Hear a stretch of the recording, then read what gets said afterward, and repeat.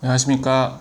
나를 가장 잘 이해하는 나를 아는 변호사 법률 파트너스 16의 황정훈 변호사입니다. 지난 시간에는 이혼 소송 절차에 대해서 개관을 해서 저희가 말씀을 드렸는데, 오늘은 이혼 소송 하는 것 중에서 판결을 이기는 것보다 어떻게 보면 더 중요할 수 있는 재산을 미리 확보하는 가압류, 가처분, 보존 처분에 대해서 한번 알아보겠습니다.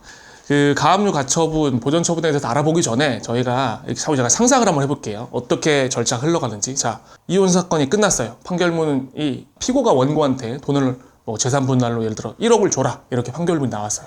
자, 그러면 원고가 피고한테 돈을 받으려고 할 때 어떻게 될까? 피고가 당연히 그냥 1억 원을 현금으로 주면 아주 깔끔하고 좋겠죠. 자, 그런데 잘 안 주려고 할 수도 있을 거 아니에요. 자, 그러면 이 판결문을 가지고 다시 법원에 또 신청을 해서 상대방의 재산을 압류하는 거예요. 압류를 하게 되면 이 압류한 걸로, 예를 들어 부동산이라면 압류한 걸로 경매를 쳐서 경매 대금이 나오면, 그러니까 낙찰 대금에서 배당을 받아가지고 그 1억 원만큼을 받아가는 거죠. 부동산이 아니라 만약에 통장을 압류한다 그러면 통장 계좌에 돈이 1억이 있다 그러면 1억을 원고가 빼올 수 있는 거죠. 자, 이게 제일 기본적인 세팅인 거예요. 판결이 나오고 나서 압류를 하게 되면. 자, 그런데 소송하는 과정 중에 이 재산을 상대방이 빼돌릴 수가 있잖아요. 빼돌린다. 예를 들어 부동산을 팔아버린다. 통장에 있는 돈을 다 빼버린다. 이렇게 되면 판결문 제가 받아도 집행할 재산이 없으면 이 판결문이 의미가 없어지는 거죠. 흔히들 그래서 시쳇말로 종이 쪼가리다. 판결문이 종이 쪼가리밖에 안 된다. 이런 표현이 그래서 나오는 거거든요. 돈을 받아갈 수가 없으니까. 자, 그래서 아까 말씀드렸죠. 압류라는 게 있었잖아요. 압류. 이거는 판결문 이후에 우리나라에서, 우리 국가에서 원고가 피고의 재산을 뺏어올 수 있는 권리를 주는 거예요. 집행권을 받아서 압류를 통해 가지고 실행시킨다. 이렇게 보면 되는데, 이거를 미리 하는 거죠. 가압류. 압류보다 먼저 가압류. 우리 가계약처럼 약간 그렇게 이해하시면 좀 편할 것 같아요. 정확한 용어는 아니지만 어쨌든 이해하기 편하게 말씀드리면. 그래서 소송을 시작하기 전이나 본안 소송을 시작하기 전이나 아니면 본안 소송 접수와 동시에 보통 이렇게 많이 하고요. 중간에 하셔도 상관없어요. 상대방의 재산을 미리 묶어놓는 거를 보존 처분이라고 생각하시면 됩니다. 그게 종류가 이제 크게 저희가 이제 이혼 소송에서 보통 가압류, 가처분 이렇게 많이 하는데요. 가압류 같은 경우에는 보통 저희가 많이 하는 걸로만 말씀드릴게요. 부동산, 예를 들어 보통은 아파트죠. 아파트인데 한쪽 명의로 되어 있다. 그러면 딴 데 못 팔게 이제 가압류하는 경우가 있고, 그다음에 우리는 예를 들어서 우리는 집이 없다. 월세 산다. 근데 상대방 통장에 돈이 잔뜩 있다. 그러면 통장을 묶어야겠죠. 근데 통장을 가압류한다. 이렇게 할 수 있고요. 그다음에 가처분 같은 경우에는 재산 이외의 다른 권리를 보존하기 위해서, 예를 들면 제가 했던 케이스는 어떤 케이스가 있었냐면, 명의는 배우자 명의로 해놨는데 실질적으로는 제 의뢰인이 돈을 다 들여가지고 집을 산 거예요. 그래서 이제 부부간에는 명의신탁 이런 게 되니까 문제가 안 되니까 그러니까 배우자 명의로 해놓은 건데, 이거 사실은 내가 산 집이잖아요. 그러니까 이걸 재산 분할하게 되면 소유권 이전 등의 청구권을 통해서 집을 갖고 와야 되는 거예요. 그래서 가처분을 통해서 이거를 묶어놓은 게 있죠. 나는 돈을 받는 게 문제가 아니라 이 집을 받아와야 되는 사람. 그럴 때는 이렇게 가처분이라는 걸 할 수가 있죠. 대략적으로 이렇고, 물론 그 구체적인 절차까지는 우리 구독자들, 그러니까 지금 보시는 시청자분들께서 아실 필요는 없고, 왜냐면 변호사님들이 잘 알기 때문에 저희한테 오셔도 되고 다른 변호사 사무실 가셔더라도 구체적인 절차를 다 아니까 제가 몇 개 포인트만 말씀드릴게요. 자, 가압류만 먼저 말씀드리면, 가압류를 하게 되면 결과적으로 어떻게 되냐면, 경매를 한다고 그랬잖아요. 그러면 배당 절차에서 다른 채권자들이 있으면 그 채권자들하고 속되게 말하는 나눠먹기를 해야 돼요. 압류권자가 나 혼자만 있으면 경매 치고 내가 가압류 걸어왔던 비용 받아오고, 나머지는 명의자, 그러니까 피고겠죠. 그 사람이 가져가고 그렇게 끝나요. 근데 만약에 우리 피고였던 배우자한테 다른 채권자들이 여러 명 있는 거예요. 그러면 그 사람들하고 경매 대가를 나눠 먹어야 되는 상황이 나와요. 자, 이렇게 나오고, 가처분의 경우에는 좀 더 강력하죠. 어떻게 되냐면, 내가 이 집을 가져올 권리를 미리 묶어놓은 거란 말이에요.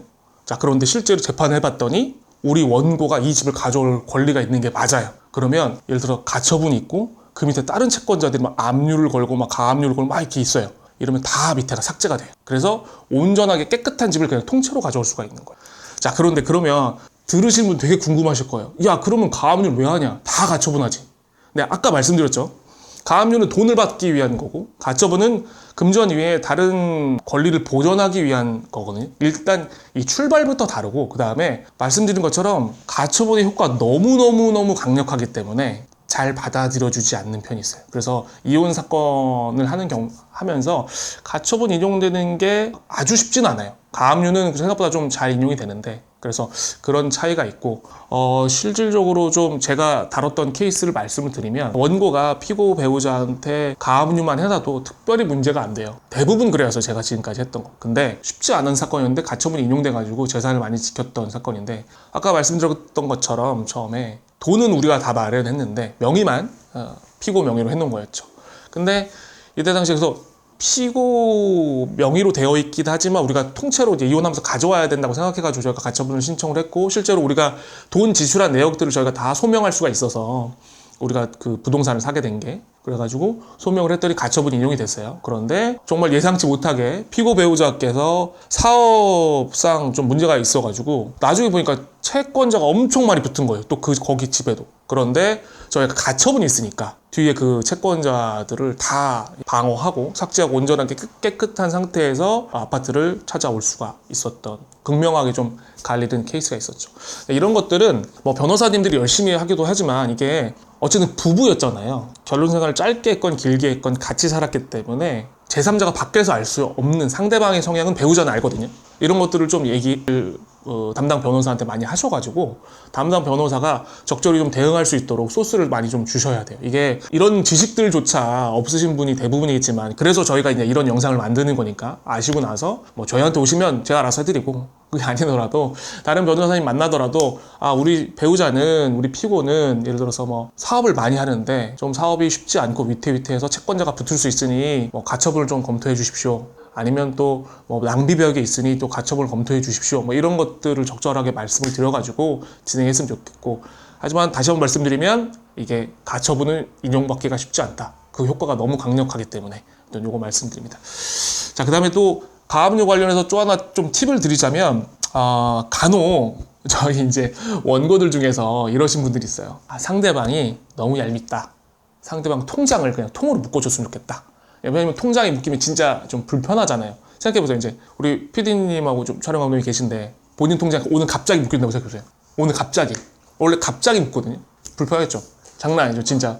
정말 불편할 거예요. 왜냐면 카드 결제 내역 같은 거, 뭐 보험사 이체 이런 것도 다 자동이체 다 걸어놨는데 힘들잖아요. 그런 걸 원하시는 분들이 있어요. 근데 이제 그만큼 불편한 걸 아는데 우리 법원도 바보가 아니에요. 그래서 첫 번째, 통장 가압류하고 이제 물어보는 게, 혹시 부동산 같은 건 가압류 해본 적 있니? 찾아봤니? 다른 거 뭐 통장 말고, 유체동산 말고 부동산 같은 거 뭐 이런 거 확인해 봤니? 이런 걸 물어봐요. 그러니까 이거 진술서라고 해가지고 이제 물어보는데 거기에 체크를 하게 되어 있거든요.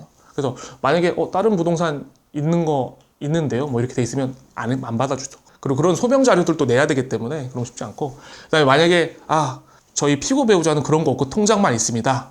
묶어주세요라고 하면 판사님이 이제 묶어는 주죠. 근데 대신 어떻게 되냐면, 통장을 묶이면 일상생활에 너무 많이 고통을 받기 때문에 공탁금이라고 하는데, 흔히 생각하는 이제 보증금이라고 생각하시면 돼요. 그럼 좀 이해하기 편하세요. 예를 들어 내가 한 1,000만 원을 묶고 싶으면 한 400만 원을 법원에다 맡겨놓으라고 그래요. 현금이 꽤 들어요. 근데 부동산을 묶을 때는 보통 현금 공탁을 안 하고 그 보증보험이라고, 서울보증보험에서 많이 하는데 보증보험 공탁이라 그래서 보증보험사 가서 이런 이유로 저희가 가압류를 하려고 합니다. 그러면 이제 한 10만 원, 20만 원 안 될 거예요. 뭐 가액 따라 다르긴 하지만 그 정도만 보험금을 내고 가압류를 해주는 거죠. 그리고 부동산 같은 경우는 가압류를 해놓는다고 해도, 예를 들어서 보증금을 내는 이유가 왜 내냐면 부당가압류. 원래는 내가 가압류를 안 해도 되는데 가압류를 했을 때를 대비해서 이제 보증금을 받는 거란 말이에요. 부동산 같은 경우는 내가 부동산을 가압류로 묶어놓는다고 해도 사실 큰 손해가 없어요. 지금 PD님 사는 집을 제가 가압류로 묶어볼게요. 그러면 근데 오늘 집에 들어가서 살 수 있잖아요. 생활할 수 있잖아요. 그러니까 사실 크게 막 문제가 없어요.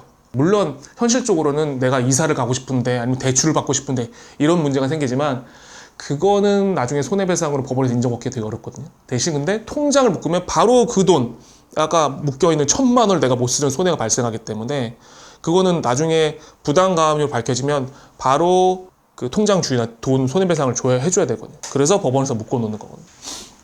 그래가지고 이 부동산 같은 경우는 그래서 보증보험이 잘 나와요.